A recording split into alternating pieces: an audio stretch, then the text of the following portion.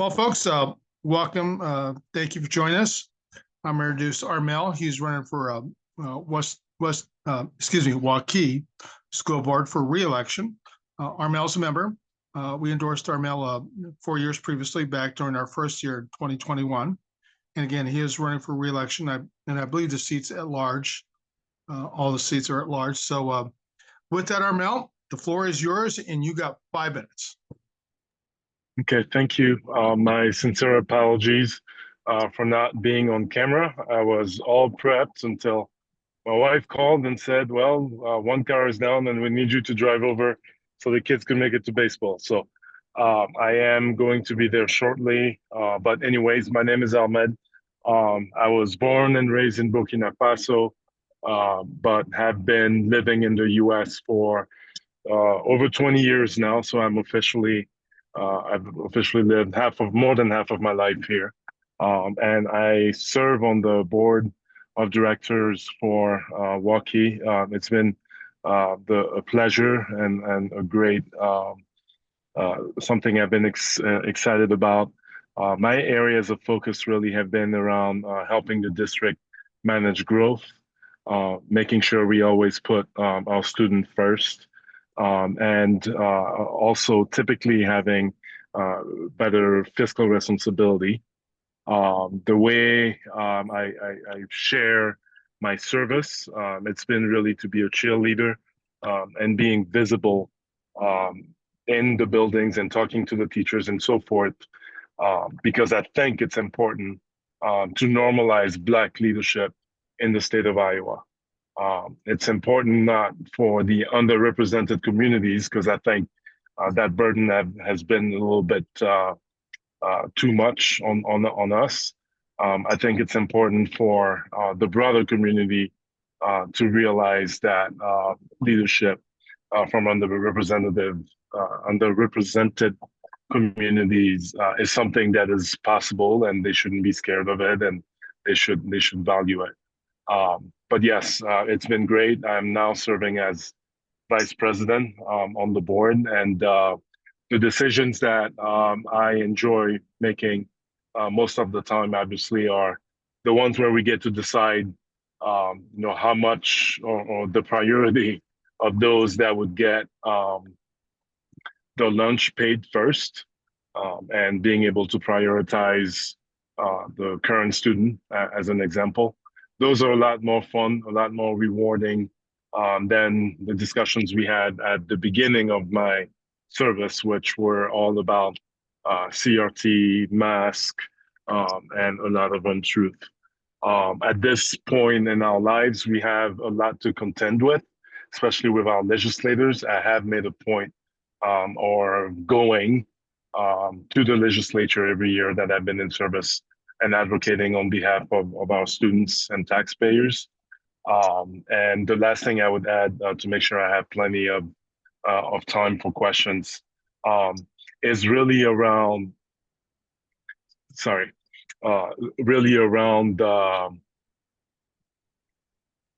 the point of learning, right? So there is a lot to learn as a board member.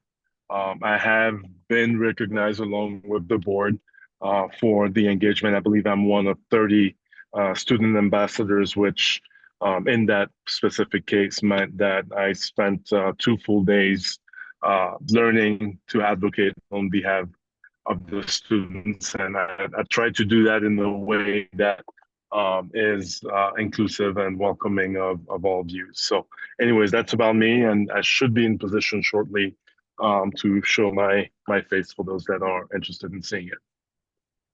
Okay. Open for questions now, man. Okay, we'll give you our first of 2 questions. Question 1 of the questionnaire asks how school boards can protect the right of their students, given the actions of the Iowa legislature, just not this year, but also previous years. Stated the school boards can adopt local policies that affirm its right to safe inclusion, such as full reading systems are in place and reaffirming every student deserves to feel safe, respected, and included regardless of their gender identity. Please now provide details on what the action of the school board should look like to address issues resulting from Iowa legislative action.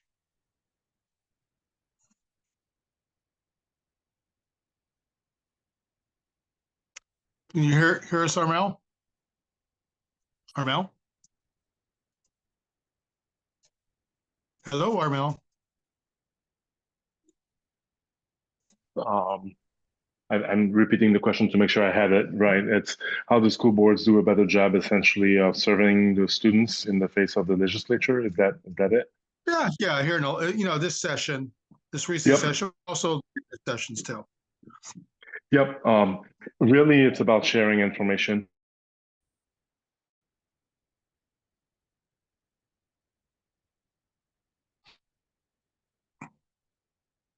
Armel, you're starting to freeze up there.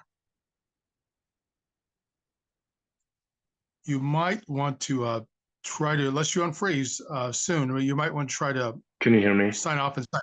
Nope, I can hear I'm you good. now. Yeah. Yes. Okay. So ultimately, it's about learning and advocating. So it's learning with various associations like IESB, the UEN, Urban Education Network, um, advocating directly with the legislature. I have been to the state legislature every year so far. But it's also about informing the parents and specific things that we're doing there is, our superintendent is great.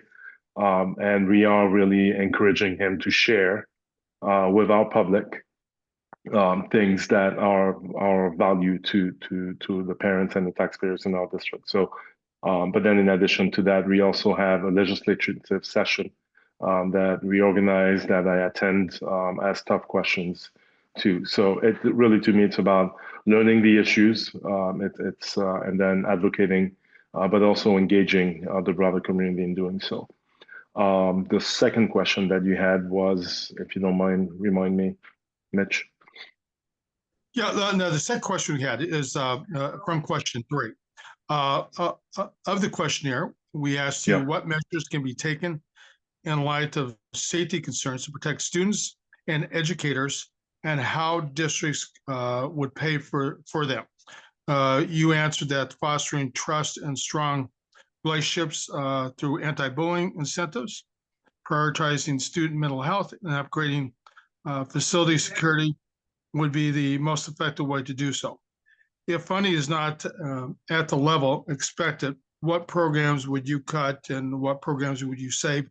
And you have 2 minutes to answer this. Oh boy. Ultimately, about the safety of our students is more about having those trusted relationships. In general, I think what the state of Iowa is doing on this front is woefully inadequate, i.e., we've dismantled and are not doing nearly enough around mental youth. It's a community issue, yes, but we need more preventive measures. A lot of what comes at the legislature is, and some of those programs that they have, I know the federal government actually had a grant program that was administered by the state that we applied for and got to essentially help improve physical security in our buildings. But a lot of those, in my opinion, have always been reactive, and we need to do a lot more on the preemptive front. And that's mostly about having trusted relationships within the building and the culture within the building with really from a social and learning collaborative, safe and collaborative learning environment, right? So to me, it's the culture first. The money piece is an important part that we don't always get to control, but there are ways to do so. But I think the focus really is on the human element, and again, advocating.